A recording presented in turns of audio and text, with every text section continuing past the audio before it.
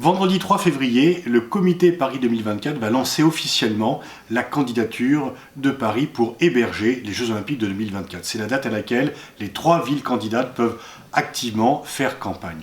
L'équipe du 2 février a dévoilé la plupart du projet, et pour avoir construit le projet et lu l'équipe, je peux dire que c'est vraiment un très très bon projet qui est marqué par plusieurs éléments. Tout d'abord, il s'appuie sur des sites magnifiques à voir pour des épreuves olympiques, le cadre comme le château de Versailles, le Grand Palais, la Tour Eiffel, le Trocadéro. Tous les lieux les plus symboliques de Paris et des alentours seront utilisés pour le plus grand bonheur des spectateurs. Deuxième atout du projet, c'est sa densité et le fait qu'il soit concentré sur la ville de Paris. Toutes les épreuves pourront être accessibles à une demi-heure ou au plus à 3/4 d'heure de transport en commun. Et c'est là une vraie différence entre Paris et Los Angeles. La candidature de Paris, le dossier de Paris est fait sur les transports en commun, sur une très grande accessibilité.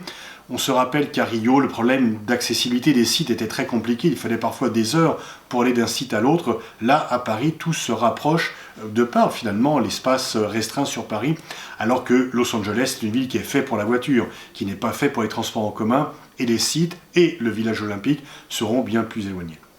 Troisième argument, c'est que cette fois-ci, et contrairement à Paris 2012, qui a été un échec cuisant, eh bien, ce sont des sportifs qui lancent et qui montent le projet.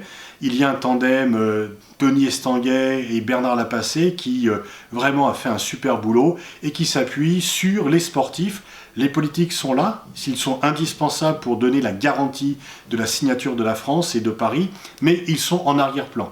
Au premier plan, ce sont les sportifs, bien sûr Estanguet et Lapassé, mais aussi tous les champions olympiques ou les champions qui vraiment se sont dévoués, qui sont vraiment concernés par cela. Et là, il y a vraiment une union nationale des sportifs, tous sports confondus, pour défendre le dossier Paris 2024. Alors bien sûr, en face, Budapest semble moins favori, mais il ne faut pas négliger ce dossier, et il semble que le vrai débat soit entre Los Angeles et Paris.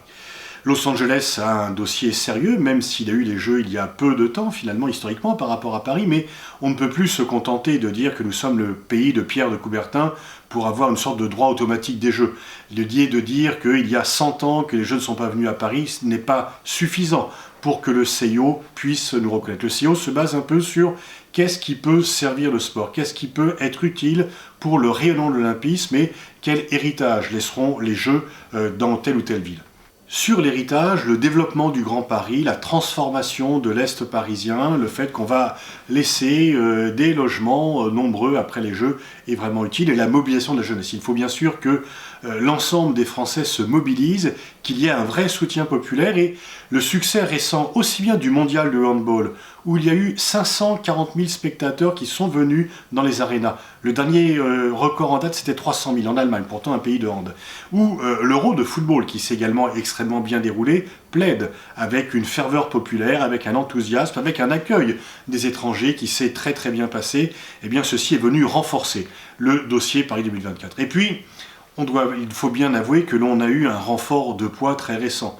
Parce que non seulement l'élection de Donald Trump, mais ses dernières déclarations sur de fermeture des frontières, aussi bien par rapport aux latino-américains que par rapport aux 7 pays musulmans et aux réfugiés.